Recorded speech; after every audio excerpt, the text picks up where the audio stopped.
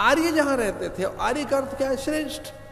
आर्य किसे कहते? जो हिंसक नहीं थे, जिनके पास छल नहीं था। और छल तो एक ही चीज का नाम है, अर्थ का छल सबसे बड़ा छल है। जो आर्थिक छल नहीं जानते थे, वो जो श्रेष्ठ थे, जिनके पास इंद्रियों का संयम था, जो ये कहते थे परदारा मात्रवत परद्रव्य लोष्ठवत, उन्हें आर्य कहा गया। आर्य किन्हें कहा गया? कि परदारा मात्रवत, अन्य की स्त्री माता जैसी है, परद्रव्य लोष्ठवत, दूसरे का धन धूरी समान है।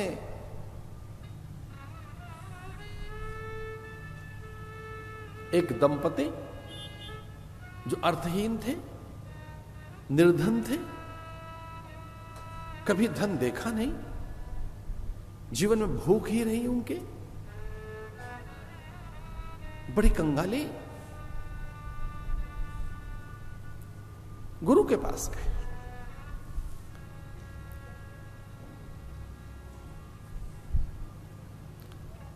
गुरु ने पूछा, कुछ मांगो।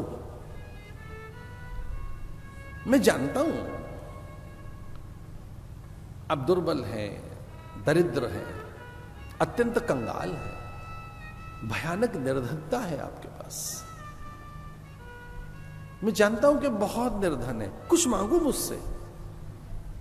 तो उन्होंने कहा कि अगर देना ही है तो परमात्मा का धन हमें दे दीजिए, परमात्मा धन, वो धन हमें दे दीजिए। चूंकि हमको भी समाधि आती है, पति पत्नी ने कहा हमको भी समाधि आती है, हमने देख लिया कई जन्मों तक हमें धन नहीं मिलेगा, ये भाग्य हम समझ गए, प्रारब्ध को हम पढ़ चुके हैं, हमारे प्रारब्ध में इस जीवन में धन नहीं लिखा है, कहीं दूर दूर तक कोई द्रव्य नहीं लिखा है। लेकिन हमको एक आहट लगी है कि हमारे भाग्य में परमात्मा की कृपा लिखी है, भगवान का अनुग्रह लिखा है, उससे वंचित नहीं है हम। तो देना ही है तो भक्ति दीजिए, देना है तो हमें वैराग्य दीजिए, देना है तो संतोष दो, और अधिक संतोष, और देना ही है तो अपने जैसी वीतरागता दीजिए। गुरु पता नहीं कितने कठोर निकले, गुरुदेव के मुंह से निकल गया कि निकलो बस अभी, ये त्यागो सब जो कुछ है, इसे त्याग कर निकलो हिमालय की ओर, बहुत कुछ मिलेगा। गुरु की आज्ञा मानकर निकल पड़े, कुछ था ही नहीं त्यागने के लिए, पर जो कुछ भी रहा होगा उसे त्याग कर, कुछ था ही नहीं। झोंपड़ी जैसी कि वो तनिक पवन का प्रहार आए झोंपड़ी पर तो तन के तिनके बिखर जाए, कि झोंपड़ी खो गई है, कि घर ही खो गया है। आगे बढ़े वो, एक दो दिन तक चलते रहे, फिर दूसरे तीसरे चौथे दिन कुछ एक घटना घट गई। पत्नी थोड़ी सी थक गई थी, दुर्बल काया, थोड़ी पीछे रह गई 100-200 कदम। तो उसने देखा कि पति को छुपा रहे हैं, जो कभी ऐसा उन्होंने नहीं किया। पति कुछ छुपा रहा है मुझसे, कुछ ऐसा कर रहा है, उसके आचरण से पता लग रहा है मुझे कि कुछ मुझसे छुपा तो रहा है वो। क्योंकि पति ने कुछ स्वर्ण के सिक्के देख लिए, फिर कुछ रत्न देख लिए, फिर कुछ महंगी चीजें, इतने महंगे द्रव्य कभी देखे नहीं, इतने रत्न कभी देखे नहीं, महंगे महंगे रत्न ऐसे मार्ग में पड़े हुए थे। तो पति धीरे धीरे मिट्टी पैर से मिट्टी ले रहा था और पैर से उन्हें ढक रहा था। मिट्टी पैर से, कि नीचे झुकूंगा तो पत्नी को पता लग जाएगा, नीचे झुकूंगा, हाथों से मिट्टी उठाऊंगा, इन्हें ढक दूंगा तो पत्नी को पता लग जाएगा।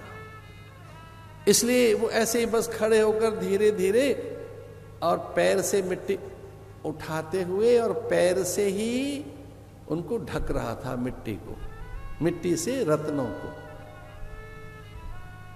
सूर्य की किरणों से वो कुछ चमक तो रहे ही थे रत्न, पत्नी धीरे से आई और तब तक वो और थोड़ी व्याकुलता के साथ उन्हें ढकने लगा। पत्नी कहने लगी कि हे देव, इस गंदी मिट्टी से चमकीली मिट्टी को क्यों ढक रहे हैं? दोनों ही चीजें तो मिट्टी हैं। ये अभी भी सुंदर दिख रही हैं आपको, अभी भी चमकीली लग रही है, ये अभी भी मूल्यवान दिख रही हैं। क्या अपने रत्न दिख गए आपको? ये रत्न है। जब गुरु की आज्ञा ही हो गई है सब त्याग कर चलना है, तो मिले हुए रत्न भी तो मिट्टी है। ये पड़ी हुई सोना भी तो मिट्टी है हमारे लिए। और जानते हो किसका है? हमारा है ही नहीं। पर द्रव्य लोष्ठवत, दूसरे का धन धूल समान होता है। पैर थक जाएंगे, दुख जाएंगे, पड़े रहने दो, किसी काम आएगी, क्या छुपाना, चलो आगे।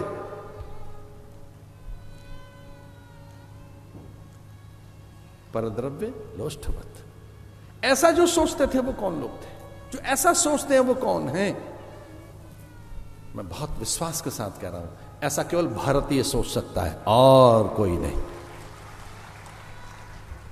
अन्य तो परकीय आए और हमारी सुंदर वस्तुएं देखकर हमारी सीमाओं पर आधिपत्य रखा उन्होंने।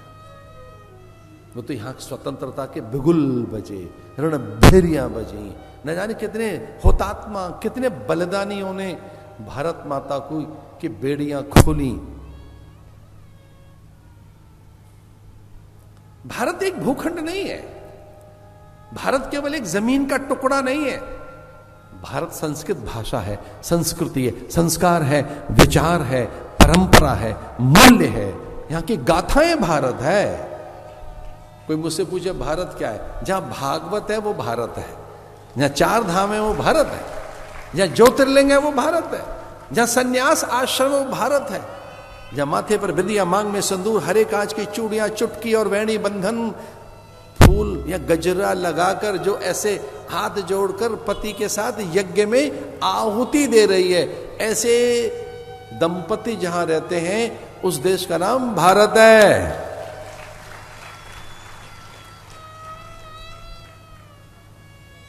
अकारण ऐसे 5, 6, 7, 8, 10 दिन के लिए चलो द्वारिका, काम धाम छोड़ के, घर परिवार छोड़कर, व्यापार, बड़े और विविध प्रकार के सारोकार छोड़कर और आत्म कल्याण के लिए जो निकल पड़े गुरु के कहने पर, उस देश का नाम भारत है। ये भारत है।